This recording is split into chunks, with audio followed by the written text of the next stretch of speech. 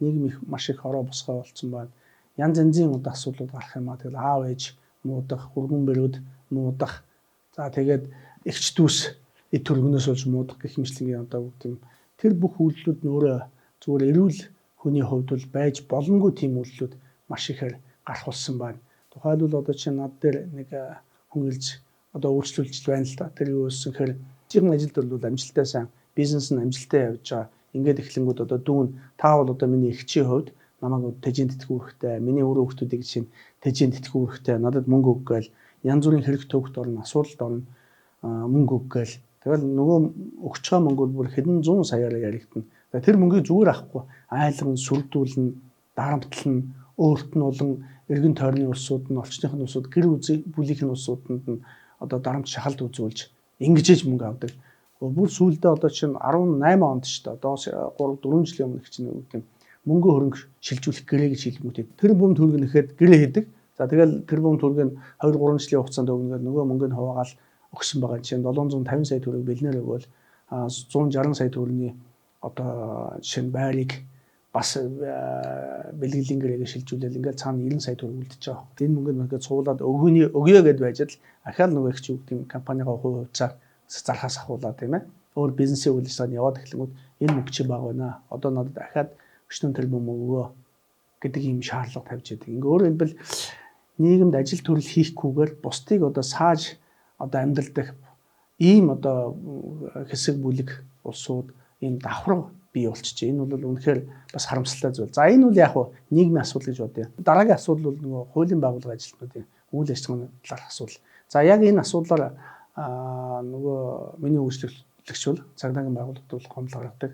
За энэ хүн бол надад одоо занл хийлж байна. Эд төрөнг авахгүй занл хийлж байна. Миний эд төрөнгийг дээрэмтлээ гэдэг цагдаагийн байгууллагад гомдол гаргадаг. Энэ бүхэн бол гэлжтэй байдаг, нотлохоромтой байдаг, мөнгө эзүүл өгсөн байдаг.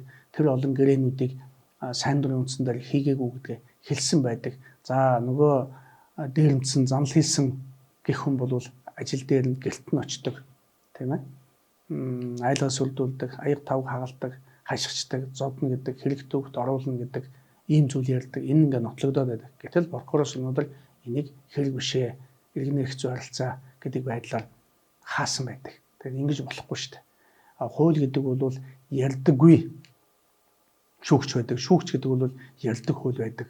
Өнөөдөр прокурор одоо шүүгч, мөрдөгч, одоо өмгөөлөгч хэний ч гэсэн одоо үцхэд энэ бол нэг л зүйл байдаг байхгүй. Тухайлбал занл хийх одоо үйлдэлийг гэмт хэрэг гэдэг эрүүг хууль заасан маань бусдыг тодорхой үйлдэл хийх үе хийхгүй байхыг даалгах, түүнийхээ тулд одоо ойр төрныхын улсууд нь хүч хэрэглэх, за айлган сүрдүүлсэн мэдээ материал тараасан байхыг гэмт хэрэг тооцно гэж заасан байдаг. Энэний үйлдэлийн хувьд бол байж шít. Компанийнхаа баллакин дээр за чамаг ямар 8 арилжаа хийсэн, хувь хувьцаа зарсан, хичнээн төгрөгийн эзүүл авсан чи би мэдж байгаа шүү. Надад мөнгө өгөхгүй бол энэ чинь би гаргаж шимдэж тавина гэдэг. Гэрт нь очингуудаа цаас гаргаал бичээл ийм хэрэгээр чамайг шалгуулнаа гэд олон нийтэд мэдээлнэ гэл өгдөг баримт нь байж байна. Яагаад энэ занл хийх гээд энэ гэмтэг биш болчтыг. Дээрэмтэх гэж гэмтэг байна. За бусдын төрөнгийг хүч хэрэглэхгүйгээр авахыг дээрэмтэх гэмтэг гэнэ. Үүнийг амьдралынхаа их үүсвэр болох юм бол хүндрэл үүсгэж чинь заацсан байна. Тэгтэл дээрэмтцэл ба шүү дээ. Тэгээ дээрэмтцэн хүч хэрэглэсэн байна. Өөрт нь эргэн тойрны улсууд нь, үр хүүхдүүдэд нь, нөхөсүүдэд нь бүгдэнд нь хүч хэрэглэсэн байна шүү дээ. Нөхрийг зодож байна, хүүхдийг зодож байна, тархийг хагалж байна, шүдийг хугалж байна. Гэхдээ энэ хүч хэрэгсүүл мөн үү? Мөн. Энэ хүн хэлж шít. Би эд төрөнгөө сайн дураараа өгөөгүй.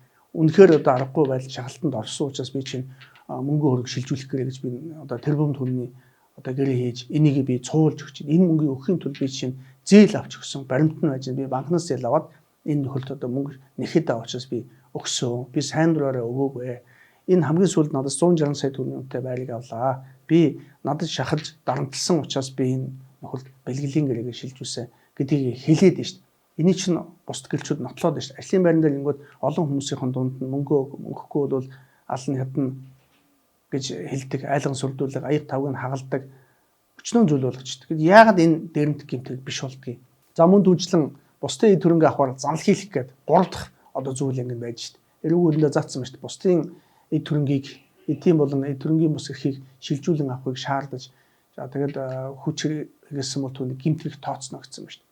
Гэхдээ шаардсан биш. Шилжүүлээд авцсан биш. Мөнгөний авцсан байна. Байрыг авцсан байна. За бусад эд зүйлийг авцсан байна.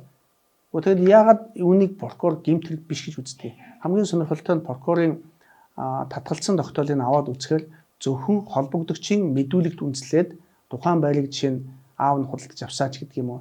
Эсвэл юу гэдэг юм энэ надад шилжүүлж байгаа мөнгө нь миний хүртэх ёстой байсан, авах ёстой байсан ашиг гэж хэлсэн. Тэг зөвхөн тэр мэдүүлгээр холбогдогчийн талд өнөөдөр мэдүүлгээр асуудлыг шийдэж байгаа. Үнэхээр харамсалтай бөгөөд эмгэнэлтэй асуудал. Иймэрхүү байдлаар өнөөдөр одоо хэргийн хөвцөн явал явж байна. Энэ өргөдөл гомдлын мэдээлэлээр цааш нь шалах хэрэгтэй. Бол энэ холбогдогч нь хэн бэ гэхэд маш олон тооны өөрийн болон эхнэрийнхээ нэр дээр үйл хөрөнгүүдийг эзэмшдэг, ийшин тийшин шилжүүлдэг ийм л хүн байгаа байхгүй. Нэг өдөр ихэд 10 гаруй тооны одоо үйл хөдлөлт хөрөнгүүдийг өөртөө бэлгэлээр авч идэг. Нэг өдөр л ихэд 10 гаруй тооны одоо үйл хөдлөлтүүдийг одоо бусдад бэлгэлж өгч идэг.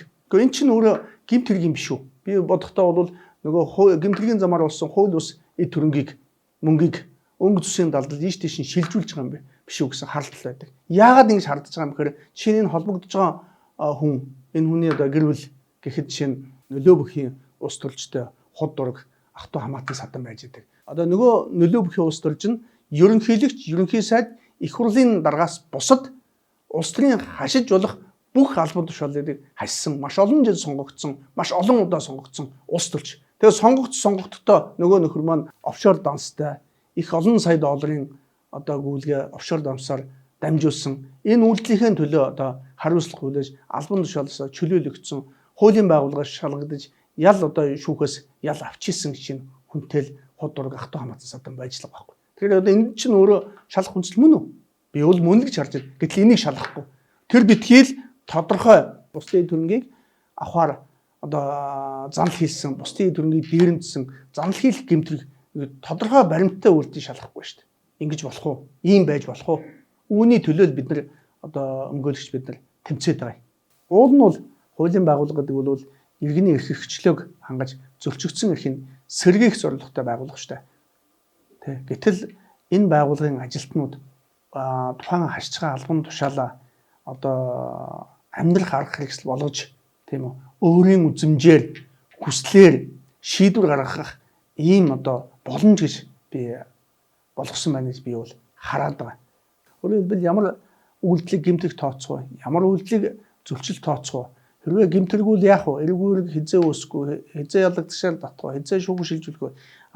Ямар ял одоо юу гэдэг шүүхэн шатанд санд болохгүй гэдэг юм. Хуулийн хүрээнд хийх төсөл ажил байхгүй. Түүнээс биш тухайн албан тушаалтны өөрийн үзмжээр хийх ийм сайн дурын ажил биш байхгүй.